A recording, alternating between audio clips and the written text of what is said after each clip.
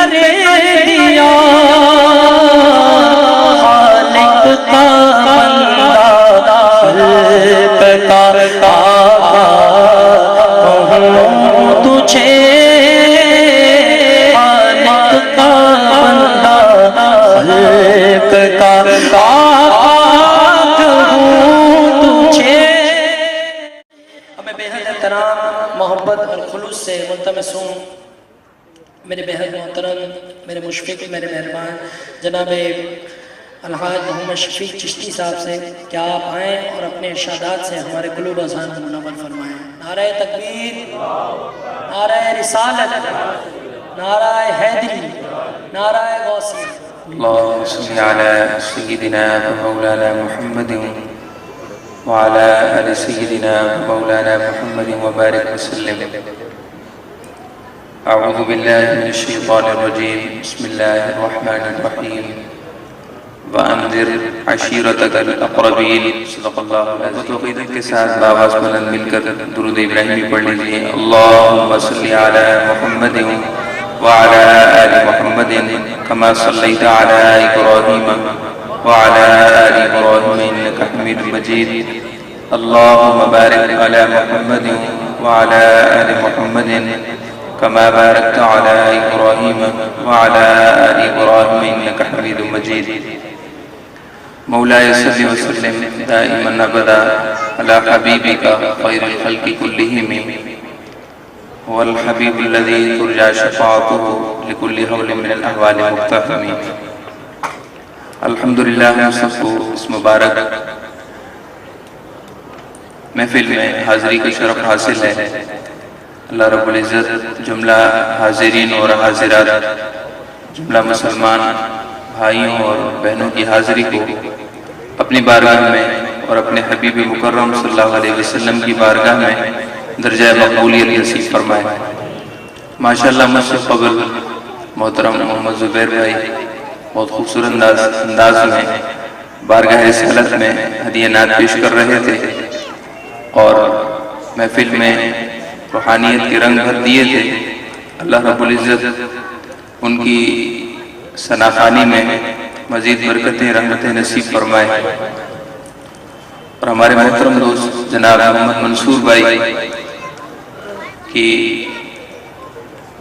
خواہش پر اور ان کے حکم پر مجھے آپ کے سامنے بلکہ درمیان میں ایک اعتبار سے مخل ہونا پڑا، اس کے لیے میں آپ سب سے معذرت خواہ ہوں۔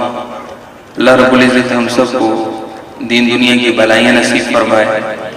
اللہ رب العزت اپنے عفو و کرم کی چادر سے دنیا اور آخرت میں ہمارے عیبوں کی پردہ پوشی فرمائے اور صحیح معنوں میں ہمیں آپ صلی اللہ علیہ وسلم کا اللہ تعالیٰ سچا امتی بنائے۔ محترم سامعین اکرام اور سامعات، وقت کا دھارا بڑی تیزی کے ساتھ بہہ رہا ہے اور انسان اپنی زندگی کو بڑی تیزی کے ساتھ موت کی طرف دھکیل کر لے جا رہا ہے۔ خوش نصیبوں کو اس سے آگاہی ہے اور جو خوش نصیب نہیں ہیں وہ اس سے بے خبر ہے۔ انسان کا شب و روز، انسان کے دن اور رات یہ کچھ ایسی روٹین میں آ چکے ہیں اور کچھ معاملات ایسے بندے ہیں کہ ہمیں اس بات کی خبر نہیں ہوتی کہ ہم آیا کس طرف جا رہے ہیں۔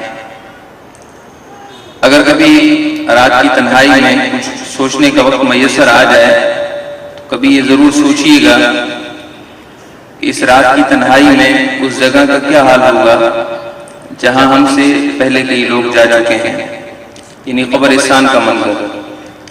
تو رات کی تنہائی میں جب تمام معاملات سے آپ فارغ ہو جائیں تو ذہن کو ہر اعتبار سے فارغ کر کے، ذہن کو تمام خیالات سے خالی کر کے فقط تھوڑی دیر کے لیے ضرور سوچا کریں۔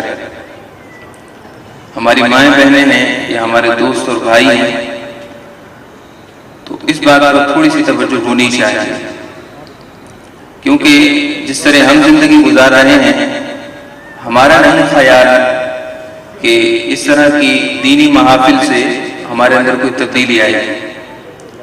یاد رکھیے یہ تبدیلی اس وقت تک نہیں آتی جب تک انسان کی فکر خود صحیح نہیں ہوتی، انسان کی سوچ میں، انسان کی فکر میں اور انسان کے سوچنے کے انداز میں جب تک تبدیلی نہ ہو تب تک زندگی میں تبدیلی نہیں آتی۔ زندگی میں تبدیلی اسی وقت ممکن ہے جب ہمارے خیالات پاکیزہ ہوں گے، ہماری سوچ فکر آخرت پر مشتمل ہوگی، تب سارے معاملات بہتر ہوں گے۔ ایک حدیث پاک آپ بڑی توجہ سے سماعت فرمائیے اور پھر اندازہ فرمائیے کہ ہم کہاں ہیں اور آپ صلی اللہ علیہ وسلم کے فرامین ہمیں کس طرف لے جانا چاہتے ہیں۔ مشہور و معروف حدیث پاک ہے، سیدنا امام غزالی رحمۃ اللہ علیہ نے احیاء العلوم میں اس کو لکھا ہے۔ ایک صحابی نے عرض کی، یا رسول اللہ صلی اللہ علیہ وسلم، من نجات کا راستہ کون سا ہے؟ کامیابی کا راستہ کون سا ہے؟ آج کل کے زمانے میں آپ بڑی سے بڑی شخصیت کو لے لیں، بڑے سے بڑا دانشور لے لیں تو وہ اپنے اپنے اعتبار سے کامیابی کا راستہ بتائے گا۔ اگر کسی سیاستدان سے پوچھیں تو وہ کہے گا کامیابی اس میں ہے کہ آپ کسی سلطنت کے حاکم ہو جائیں اور اپنی رعایا کو مختلف قوانین کے اعتبار سے آپ مستحکم اور مضبوط کر رہے ہیں۔ یہ کامیاب زندگی ہے اور یہ کامیاب ریاست کے اندر مضمر ہے، پوشیدہ ہے۔ اگر کسی ایسے شخص کو پکڑ لیں جو کہ دنیاوی اعتبار سے دنیاوی تعلیم میں کامیابی حاصل کرنا چاہتا ہو اور دنیاوی اعتبار سے کسی اچھے درجے کو پہنچنا چاہتا ہو تو وہ کہے گا کامیابی اس میں ہے کہ آپ دنیاوی اعتبار سے ہر چیز پڑھ لیں، ہر چیز سیکھ لیں، حتیٰ کہ لوگ آپ کو ماننے کے لیے تیار ہو جائیں کہ واقعی آپ بہت تعلیم یافتہ شخصیت ہیں، لوگوں کو منوا لیں، لوگ اپنی زبان سے کہہ اٹھیں کہ واقعی یہ شخص ہے، تو یہ کامیابی ہے۔ ایسے ہم میں سے ہر ایک نے کامیابی کے مختلف زاویے بنائے ہیں، لیکن آئیے اللہ کے پیارے رسول صلی اللہ علیہ وسلم نے آپ کے صحابی نے جو نجات کا راستہ پوچھا تھا، آپ صلی اللہ علیہ وسلم نے اس کے جواب میں کیا فرمایا؟ صحابی رسول پوچھتے ہیں من نجات کا راستہ کون سا ہے؟ آپ صلی اللہ علیہ وسلم نے 3 باتیں ارشاد فرمائی۔ کوئی لمبی چوڑی تقریر نہیں کی، لمبا چوڑا درس نہیں دیا، صرف 3 باتیں کی اور ان 3 باتوں کے اندر دنیا اور آخرت کی کامیابی ہے۔ صرف آخرت کی کامیابی نہیں، نجات فی دنیا، نجات فی الآخرہ، دنیا کی نجات، آخرت کی نجات اسی میں ہے۔ آپ نے ارشاد فرمایا علیک لسانا، میرے صحابی کامیابی اس میں ہے کہ زبان کو قابو میں رکھ، زبان کو ضبط میں رکھ، زبان کو کنٹرول میں رکھ۔ تیری زبان سے نہ اللہ کے حضور حق تلفی ہو، نہ اللہ کے بندوں اور اللہ کی مخلوق کی حق تلفی ہو، زبان کو ایسا رکھ تو یہ کامیابی ہے۔ اب آپ اندازہ فرمائیے، ہم صبح سے لے کر شام تک اتنا بولتے ہیں اور فضول بولتے ہیں، بغیر سوچے سمجھے بولتے ہیں کہ اگر ہم 4 افراد بھی اپنے ساتھ رکھ لیں جو ہماری بات کو لکھ رہے ہوں تو وہ کامیاب نہیں ہو سکتے، اتنا بولتے ہیں۔ اور ہماری گفتگو صرف ایک دن کی اگر ریکارڈ ہو جائے اور پھر ہم رات کو بیٹھ کر ذرا اس گفتگو کا جائزہ لیں اور لکھتے جائیں کہ بات بامعنی اور بامقصد کون سی تھی اور کون سی بات ہم نے فضول کی، تو یقین کیجئے ہمیں سے کوئی بھی ہو، ہم اپنی ریکارڈنگ گفتگو جب سنیں گے تو ہم شرم سے پانی ہو جائیں گے، اپنے آپ ہمیں شرم آئے گی کہ یہ بات میں نے کہی کیوں، یہ بات میں نے کیوں کی۔ زبان کے اعتبار سے بے احتیاطی اس وقت اتنی عام ہو چکی ہے، خواہ مرد ہوں یا عورتیں ہوں، جس کی کوئی مثال پہلے نہیں ملتی۔ آپ صلی اللہ علیہ وسلم کہ ایک صحابی نے پوچھا یا رسول اللہ صلی اللہ علیہ وسلم، جو ہم زبان سے بولتے ہیں کیا اس کی پکڑ ہے؟ آپ صلی اللہ علیہ وسلم نے ارشاد فرمایا کہ لوگ اپنی زبان کی بوئے کو کاٹنے کے لیے، یعنی اپنی زبان ہی کی وجہ سے جہنم میں منہ کے بل گرائے جائیں گے، منہ کے بل پھینکے جائیں گے۔ تو فضول گفتگو ہماری زندگی کا ایک حصہ بن چکی ہے، اس کو ختم کرنا چاہیے۔ ورنہ تو کامیابی ممکن نہیں، نجات ممکن نہیں، کامیابی کسی طور پر نہیں ہو سکتی۔ باہم جھگڑے جدال، باہم تنازعات، باہم ہماری خلیشیں، گھر کے اندر بے سکونی، گھر کے اندر بے اطمینانی، خاص طور پر زوجین کی زندگی کے اندر ناچاکیاں، اس کی بنیاد یہ ہے کہ ہر شخص بولتا ہے، کوئی برداشت کرنے کو تیار نہیں ہے، کوئی خاموش رہنے کو تیار نہیں ہے، ہر شخص کو بولنا ہے، اور ہر شخص بولنے کو اپنی کامیابی سمجھتا ہے۔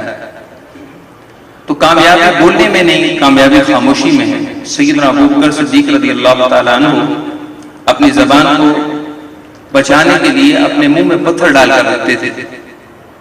سیدنا عمر فاروق صفا پہاڑی پر تھے، حج کر رہے تھے، آپ نے پہاڑ پر کھڑے ہو کر اپنی زبان کو باہر کھینچ رہے تھے۔ صحابہ نے عرض کی، اے عمر فاروق، اے امیر المومنین، یہ کیا کر رہے ہیں؟ آپ نے فرمایا، اس زبان نے مجھے تباہی تک پہنچا دیا ہے۔ یہ عمر فاروق کے الفاظ ہیں۔ تو پہلی بات نجات کی یہ ہے، علیک لسان، زبان پر قابو رکھا جائے۔ ہمیں چاہیے حتی المقدور کوشش کریں کہ صرف وہ بات کریں جس میں دین کا فائدہ ہو، دنیا کا۔ یہ بڑی اہم ترین بات ہے۔ صفیاء اور اولیاء اللہ اور صالحین کے ہاں تو گفتگو کرنا بغیر سوچے یہ بہت بڑا جرم ہوتا ہے، اور ایسے ایسے اولیاء اللہ گزرے ہیں، خواجہ معین الدین چشتی اجمیری فرماتے ہیں، ان سے ملے کہ جنہوں نے ایک سال گزرنے کے باوجود صرف 2 جملے بولے، ایسے بھی لوگ گزرے ہیں۔ تو پہلی بات یہ ہے، علیک لسان، زبان پر قابو رکھا جائے۔ صحابی کو دوسری بات آپ نے کامیابی کے لیے بتائی، وسعک بیتک، تیرا گھر تجھے کافی ہونا چاہیے۔ زیادہ لوگوں میں تعلقات کرنا، لوگوں میں میل جول رکھنا، لوگوں سے اپنا تعارف بڑھانا، یہ کسی طریقے سے بھی فائدہ مند نہیں ہے۔ ہاں، کاروباری معاملات میں انسان کاروباری حوالے سے تعلقات رکھے اور ہر ایک سے حسن اخلاق سے پیش آئے، شریعت اسے منع نہیں کرتی، لیکن لوگوں سے تعارف ہو اور اللہ کے عرفان سے بندہ خالی ہو تو یہ ناکامی ہے۔ بندے کو یہ خبر نہیں اس کو پیدا کیوں کیا گیا، میں پیدا ہوا تو کیوں ہوا، اس جہان کے بعد میں نے کہاں جانا ہے، اور مجھے میرے رب نے پیدا کیا، مجھے آنکھیں دی، مجھے کان دیے، زبان دی، سب اس کی عطا کردہ نعمتیں ہیں، ان کو مجھے کہاں صرف کرنا ہے، کہاں استعمال کرنا ہے، کہاں ان سے پرہیز کرنی ہے، اس کی ہمیں خبر نہیں۔ لہذا وسعک بیتک، تجھے تیرا گھر کافی ہونا چاہیے۔ مطلب یہ ہے کہ جتنا گوشہ نشینی اور علیحدگی میں رہ سکتا ہے اتنا رہے۔ سیدنا پیر مہر علی شاہ رحمۃ اللہ تعالی علیہ فرماتے ہیں کہ ہمارا مسلک تو یہ ہے، الوحدۃ، السلامۃ فی الوحدۃ، السلامۃ فی الوحدۃ، کامیابی سلامتی اس میں ہے کہ بندہ لوگوں سے الگ رہے۔ جو لوگوں میں جتنا میل جول رکھے گا، اتنی غیبت کرے گا، اتنی چغل خوری کرے گا، اتنی دوسری کی دل آزاری کرے گا، ہو سکتا ہے بولنے میں ایسا لفظ بول جائے جس سے وہ دائرہ اسلام سے بھی خارج ہو جائے۔ تو اس لیے دوسری بات یہ ہے، وسعک بیتک، لوگوں سے علیحدگی اختیار کیجیے۔ لوگوں میں میل جول میں انسان تصنع اور بناوٹ میں آتا ہے، دکھلاوے میں آتا ہے، اور ہر اپنی چیز کو ظاہر کرنے کی کوشش کرتا ہے، بسا اوقات عبادت کو بھی ظاہر کرنے کی کوشش کر دیتا ہے۔ تیسری بات آپ نے کامیابی کے لیے ارشاد فرمائی، وَابْكِ عَلَىٰ خَطِيئَتِكَ، اپنی غلطیوں پر رویا کر، اپنی خطاؤں پر رویا کر۔ رسول اللہ صلی اللہ علیہ وسلم کی مقبول زوجہ حضرت سیدہ ام المؤمنین عائشہ صدیقہ فرماتی ہیں، ایک روز آپ صلی اللہ علیہ وسلم رات کے وقت گھر میں تشریف لائے اور مجھ سے ارشاد فرمایا، اے عائشہ رضی اللہ تعالیٰ عنہ، کیا مجھے اجازت دیتی ہو کہ آج کی رات میں عبادت کر سکوں؟ سیدہ ام المؤمنین عائشہ صدیقہ گزار ہوئی، یا رسول اللہ صلی اللہ علیہ وسلم، آپ تو ہر چیز کے مالک ہیں، آپ کیوں پوچھتے ہیں اجازت؟ آپ جس طرح چاہیں، جس طرح آپ کی رضا ہو آپ ایسا کیجیے۔ سیدہ عائشہ فرماتی ہیں، رسول اللہ صلی اللہ علیہ وسلم نے وضو فرمایا، آپ نماز کے لیے کھڑے ہوئے اور ساری رات بیت گئی، ساری رات گزر گئی، آپ حالت قیام میں کھڑے ہو کر روتے رہے، اور ان فی خلق السماوات والارض واختلاف اللیل والنہار لآیات لأولی الالباب، یعنی اے لوگوں بے شک زمین اور آسمان کے پیدا کرنے میں اور رات اور دن کے تبدیل ہونے میں عقل والوں کے لیے نشانیاں ہیں۔ یہ پورا رکوع آپ پڑھتے رہے اور مسلسل آپ کی آنکھوں سے آنسو گرتے رہے۔ آپ خطاؤں سے معصوم ہیں، اللہ کے حبیب صلی اللہ علیہ وسلم ذنب سے اور گناہوں سے اور خطاؤں سے آپ معصوم ہیں۔ یہ ممکن ہی نہیں کہ آپ سے خطا ہو سکے، بلکہ آپ تو وہ ہیں جن کے صدقے خطا کاروں کی خطائیں بخش دی جاتی ہیں۔ واللہ یعصمک من الناس، اللہ آپ کا محافظ ہے، اور رسول اکرم صلی اللہ تعالی علیہ وسلم وہ ہیں ما تقدم من ذنبک وما تأخر، جن کے صدقے اگلوں پچھلوں کی خطائیں بخشش ہوتی ہے، لیکن اس کے باوجود آپ روتے ہیں، آپ کی آنکھوں سے آنسو بہتے ہیں، اور پوری رات صبح صادق تک آپ مسلسل روتے رہتے ہیں۔ کیا ہمیں کبھی زندگی میں اتنا رونا آیا کہ ہماری آنکھوں سے گرنے والے آنسوں سے ہمارا دامن بھیگ جائے؟ ایک دو آنسو تو ہر ایک کے گر جاتے ہیں، اور انسان کو اپنی خطا کا احساس ہو تو گر جاتا ہے، لیکن مسلسل اتنا رونا اور ہر رات رونا۔ ایک تابعی فرماتے ہیں مدینہ طیبہ میرا گزر ہوا، مدینہ طیبہ سحری کے وقت جب میں نکلا تو مدینہ طیبہ کی جس گلی سے گزرتا تھا صبح صادق کے وقت، سحر کے وقت، مجھے ہر گھر میں سے اللہ کے ذکر کی اس طرح آواز آتی تھی جس طرح شہد کی مکھیوں کے چھتے سے اللہ کے ذکر کی بنبناٹ، جس طرح شہد کی مکھیوں کے چھتے سے بنبناٹ کی آواز آتی ہے۔ اب وہ وقت گزر گئے، لوگ خالی بیان سنتے ہیں، محفل منعقد ہوتی ہے، لیکن بس وہ ایک محفل ہی ہوتی ہے، باقی اس کا اثر نہیں ہوتا۔ اس کی بنیادی وجہ یہ ہے کہ اب وہ روحانیتیں ختم ہو چکی ہیں، وہ روحانیتیں نہیں رہی، اب تصنع اور بناوٹ یہ چیزیں زیادہ ہیں۔ روحانیت تب قائم ہوگی جب ہم تہجد کے وقت اٹھنے کی کوشش کریں۔ رات کو سونا ہی اگر کسی کا 1-2 بجے معمول 2 بجے سوتا ہو، وہ کیا تہجد پڑھے گا؟ اولیاء اللہ اور صالحین کے ہاں وہ اللہ کی پہچان حاصل ہی نہیں کر سکتا جو کہ تہجد کے وقت اٹھتا نہ ہو، جس کو اللہ تعالیٰ کی یاد تہجد کے وقت نہ ملتی ہو۔